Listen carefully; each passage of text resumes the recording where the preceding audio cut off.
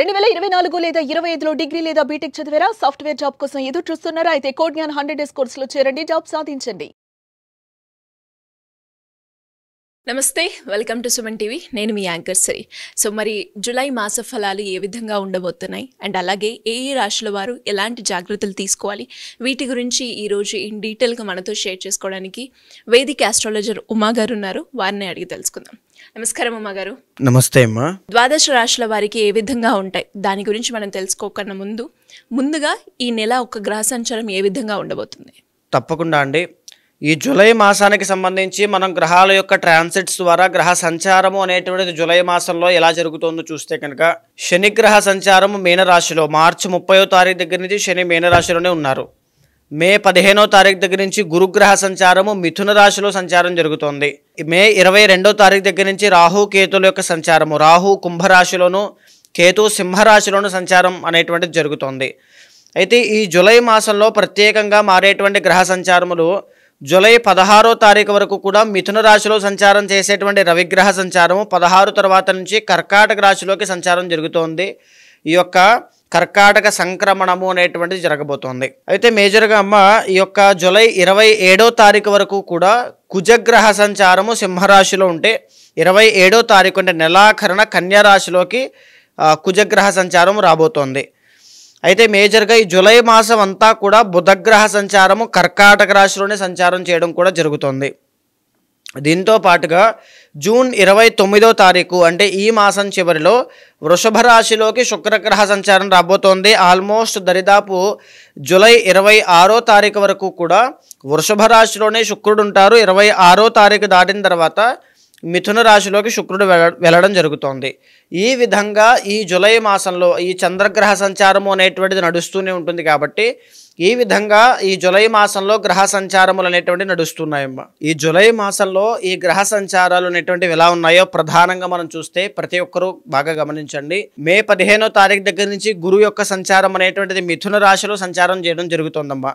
మీనరాశిలో శనిగ్రహ సంచారము మార్చి 30వ తారీఖు నుంచి జరగడం జరుగుతుంది సంచారము. మే 22వ తారీఖు దగ్గర నుంచి రాహు కేతుల యొక్క సంచారము, రాహు కుంభరాశిలో అయితే కేతువు సింహరాశిలో సంచారం చేయడం జరుగుతుంది. ప్రధానంగా ఈ మాసంలో జరిగేటువంటి సంచారములు మారేటువంటివి ఏమిటి అంటే రవిగ్రహ సంచారము జూలై 16వ తారీఖు దగ్గర నుంచి కర్కాటక రాశిలోకి రాబోతోంది. మిథునంలోంచి కర్కాటక రాశిలోకి ట్రాన్సిట్ జరగబోతోంది. అయితే జూలై 27వ తారీఖు వరకు కూడా సింహరాశిలో కుజగ్రహ సంచారము 27వ తారీఖు తర్వాత నెలాఖరున కన్యా రాశిలోకి వెళ్ళబోతోంది. అయితే మేజర్గా జూలై మాసం అంతా కూడా కర్కాటక రాశిలోనే బుధగ్రహ సంచారం నడవబోతోంది. అంటే జూలై 16వ తారీఖు తర్వాత రవి బుధ ఇద్దరూ కూడా కర్కాటక రాశిలో ఉంటారనమాట. ఇది ఎవరికి? మిథున రాశి వాళ్ళకి బాగా లాభము మనం చెప్పుకుందామండి. అయితే మేజర్గా ఈ జూన్ 29వ తారీఖు దగ్గర నుంచి వృషభ రాశిలోకి శుక్రగ్రహ సంచారం రాబోతోంది. జూలై 26వ తారీఖు నుంచి కూడా మిథున రాశిలోకి వెళ్ళబోతోంది. అంటే దరిదాపు జూలై మాసం అంతా కూడా ఈ వృషభ రాశిలోనే శుక్రగ్రహ సంచారము అనేటువంటిది నడవడం జరుగుతోంది.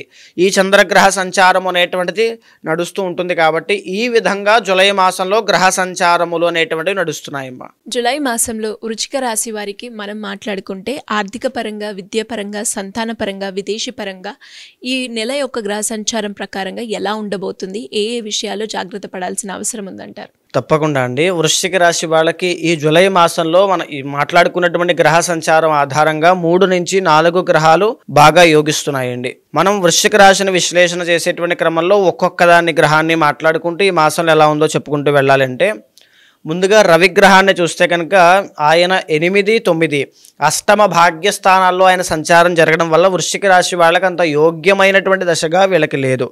సో దీనివల్ల ఏమిటి అంటే ప్రధానంగా అనుకున్న పనులు అనుకున్నట్టుగా అవ్వకపోవడం కానీ, పనుల్లో ఆటంకాలు ఎక్కువగా రావడం కానీ, చేసిన పనికి ప్రతిఫలాన్ని చూడకుండా బాధపడడం కానీ, ఆరోగ్యరీత్యా ఇబ్బందులు రావడం కానీ ఏదైనా జరిగేటువంటి అవకాశములు ఎక్కువగా కనబడుతున్నాయి.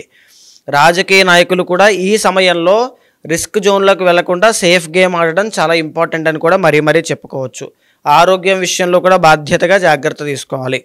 అయితే కుజగ్రహ సంచారం అనేటువంటిది 27వ తారీఖు తర్వాత నుంచి వీళ్ళకి అద్భుతంగా యోగిస్తోందండి. బికాజ్ 27వ తారీఖు తర్వాత నుంచి కుజుడు కన్యా రాశిలోకి వస్తున్నాడు. అది వీళ్ళకి 11వ స్థానం అవ్వడం వల్ల మాసం చివరిలో వీళ్ళు శుభవార్తలు వినడం, భూలాభం, వాహన లాభం, నూతన వస్త్ర లాభములు, ఏదైనా కలిగే వస్తు యోగములు లాంటివి కలిగేటువంటి అవకాశములు వీళ్ళకి మాసం చివరిలో కనబడుతూ ఉన్నాయి. కాంపిటేటివ్ ఎగ్జామ్స్లో కూడా మంచి యోగం కనబడుతోంది అని చెప్పొచ్చమ్మా. అయితే మేజర్గా బుధగ్రహ సంచారము అనేటువంటిది సో 23వ తారీఖు వరకు కూడా బంధువుల దగ్గర నుంచి మంచి శుభవార్తలు వినడం, వివాహాది శుభ కార్యక్రమాల్లో పాల్గొనడం, లేదా తీర్థక్షేత్రాలకు వెళ్ళి దర్శనం చేసుకోవడం, లేదా భగవంతుడి యొక్క అనుగ్రహం కోసం ప్రయత్నం చేయడం, ఏదైనా సరే 23వ తారీఖు వరకు చాలా బాగుంది.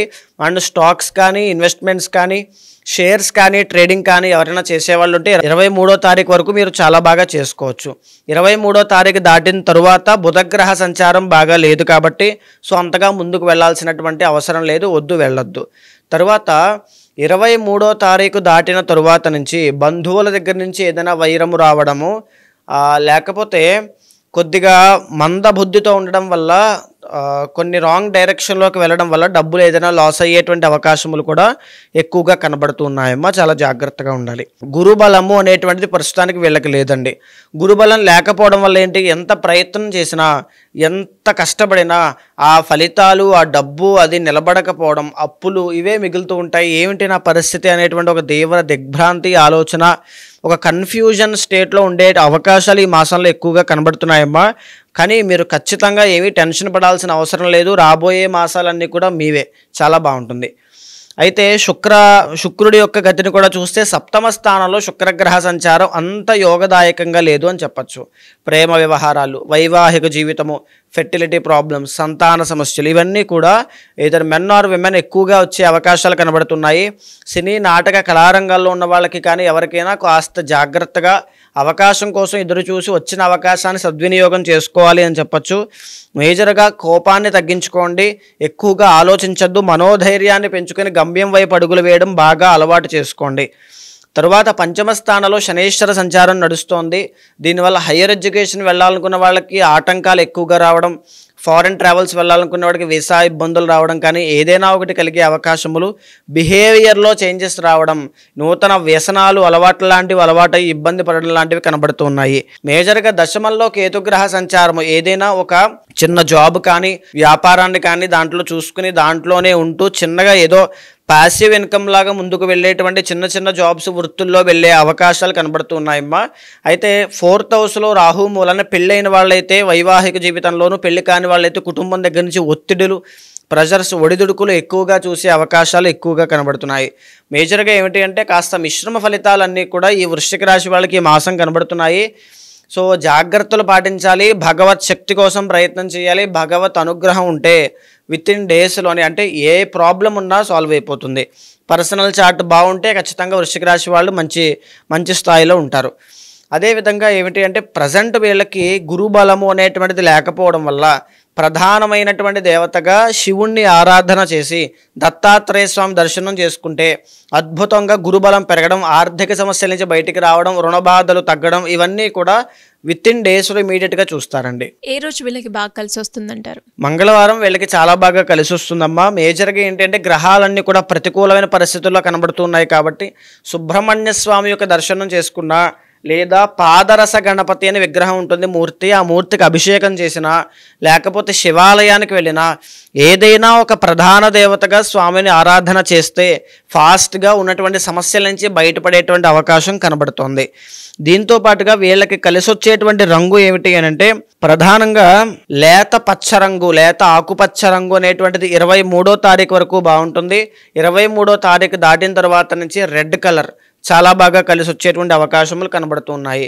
నెంబర్ 3 అనేటువంటిది వీళ్ళకి ఈ మాసం అంతా కూడా మంచిగా కలిసి వచ్చేటువంటి నెంబర్గా మనం చెప్పుకోవచ్చమ్మా. మీరు అన్నట్టుగానే ఎవరికైనా కూడా వారి జాతక రీత్యా ఎదుర్కొంటున్న సమస్యలకి పరిష్కారం కోసం మిమ్మల్ని అప్రోచ్ అవ్వాలి అంటే ఎలా ఉంటుందో మాగారు? తప్పకుండా అమ్మా. ఇప్పుడు మనం మాట్లాడుకునేటువంటి అంశాలన్నీ కూడా గోచార రీత్యా జూలై మాసంలో వీళ్ళకి నడిచేటువంటి పరిస్థితులు. అయితే ఎవరైనా సరే పర్సనల్ చార్ట్ చూసుకుని మాత్రమే ప్రధానమైన నిర్ణయాలు తీసుకోండి. ఇక్కడ గోచారంలో బాగాలేదని ఇబ్బంది పడాల్సిన పని లేదు, బాగుందని సంబరం చేసుకోవాల్సిన పని లేదు. పర్సనల్ చార్ట్ అనేటువంటి చాలా యూనిక్గా ఉంటుంది. అది 60% మీ మీద ప్రభావితం అవుతుంది కాబట్టి దాన్ని చూసుకుని ముందడుగు వేస్తూ ఒక్కొక్క సమస్యని అధిగమిస్తూ భగవత్ శక్తి కోసం ప్రయత్నం చేస్తూ ఈ రెమెడీస్ని తప్పకుండా ఫాలో అయితే అద్భుతమైన రిజల్ట్స్ చూస్తారు. అలాంటి వాళ్ళు అపాయింట్మెంట్ ఎవరైనా తీసుకోవాలనుకుంటే తప్పకుండా మీకు కింద కనిపించే నెంబర్కి కాల్ చేస్తే మా వాళ్ళు మీకు మీకు పూర్తి వివరాలు అందిస్తారు. మీ పర్సనల్ చార్ట్ చూసి తప్పకుండా మీతో మాట్లాడి మీ సమస్యలకి పరిష్కారం చూపిస్తాను. థ్యాంక్ యూ ఉమా గారు, థ్యాంక్ యూ సో మచ్. నమస్తే.